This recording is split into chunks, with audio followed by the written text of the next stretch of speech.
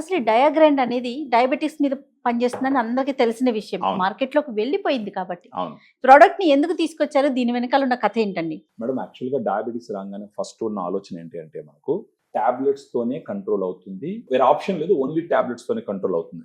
చాలా వరకు వాస్తవం అది. ఏంటంటే మనము మొదట్లో తెలుసుకోకుండా బాగా మొదలుపెట్టిన తర్వాత డాక్టర్ దగ్గరికి వెళ్తాం. కరెక్ట్ అండి. సో మొదలుపెట్టి డాక్టర్ దగ్గరికి వెళ్ళిన తర్వాత వాళ్ళు ఏం చేస్తారు, ఇమ్మీడియట్ గా డయాబెటీస్ కంట్రోల్లోకి తీసుకురావాలా. సో కంపల్సరీ టాబ్లెట్స్ అనేది రాయడం జరుగుతుంది. సో ఆ టాబ్లెట్స్ వాడుకుంటా పోతూ ఉంటే సంవత్సరాల తరబడి చేసుకుంటూ ఉంటారు.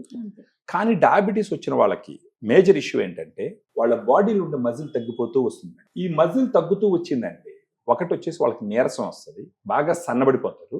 ఇంకొకటి ఈ మజిల్ తగ్గడం వల్ల కూడా మళ్ళా గ్లూకోజ్ కంట్రోల్ కాదు, ఎందుకంటే శరీరంలో ఉన్న గ్లూకోజ్ మజిల్లోకి వెళ్ళి ఖర్చు అవుతుంది. అవును.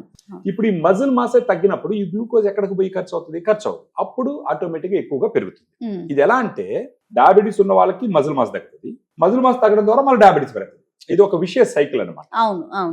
దీన్ని ఎక్కడో దగ్గర బ్రేక్ చేయాలి. వాడుతున్న tablets over period of time తగ్గించుకొని వాటి వల్ల వచ్చే డోసెస్ తగ్గించుకొని సైడ్ ఎఫెక్ట్స్ తగ్గించుకొని, అంటే విత్ డాక్టర్ సజెషన్ ఉంది, వీళ్ళంతటా వీళ్ళు చేయకూడదు. అంటే డాక్టర్స్ కి ఆ ఛాన్స్ వీళ్ళు ఇవ్వాలా.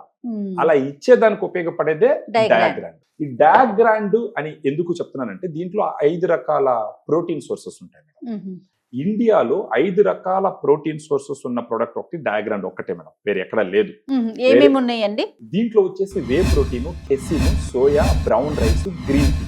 ఓకే, 5 రకాల సోర్సెస్ అయిన ప్రోటీన్స్ ఉంటాయి. వే ప్రోటీన్ అన్నది చాలా చాలా ఇంపార్టెంట్, ఎందుకంటే వెయిట్ తగ్గిపోతా ఉంటారు. ఈ వే ప్రోటీన్ లో ల్యూసిన్ కంటెంట్ ఉంటుంది. ల్యూసిన్ అనేది ఏమవుతుందంటే మజిల్ సింథసిస్, అంటే మజిల్ పెరగడానికి జంప్ స్టార్ట్ అమైనో యాసిడ్ అంటారు, అది జంప్ స్టార్ట్.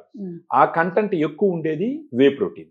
సో మనం డయాగ్రామ్ తీసుకోమని చెప్పేది కూడా ఎప్పుడు చెప్తామంటే మార్నింగ్ బ్రేక్ఫాస్ట్ ముందర ఒక హాఫ్ అన్ అవర్ ముందర ఒక 2 levelled scoop powder 120 ml water లో మిక్స్ చేసుకుని తాగమని చెప్తాం. సుమారుగా ఎన్ని రోజులు వాడాలంటారు? కనీసం ఒక 3 months వాడితే గనక లీన్ మజిల్ మాస్ ఇంప్రూవ్ అవడం గమనిస్తారు మేడం. ఇప్పుడు దీని ప్రైస్ కి వస్తే ఒక పూటకి 50 రూపాయలు ఖర్చు అవుతుంది. 2 పూటలు తీసుకోమని చెప్తున్నా, రోజుకి 100 రూపీస్ ఖర్చు అవుతుంది. ఆ విధంగా ఒక 1 month అంటే 3000 రూపీస్ ఖర్చు అవుతుంది. సో దట్ ఇలా చేసుకుంటూ పోతే కొద్ది రోజుల తర్వాత ఏమవుతుంది అంటే గ్లూకోజ్ లెవెల్స్ కంట్రోల్లో ఉంటాయి. ఎక్కువ సంవత్సరాలు good quality of life lead చేసేందుకు అవకాశాలు ఉంటాయి. ఎట్లా అండి ఇది అవైలబిలిటీ ఎలా ఉంది?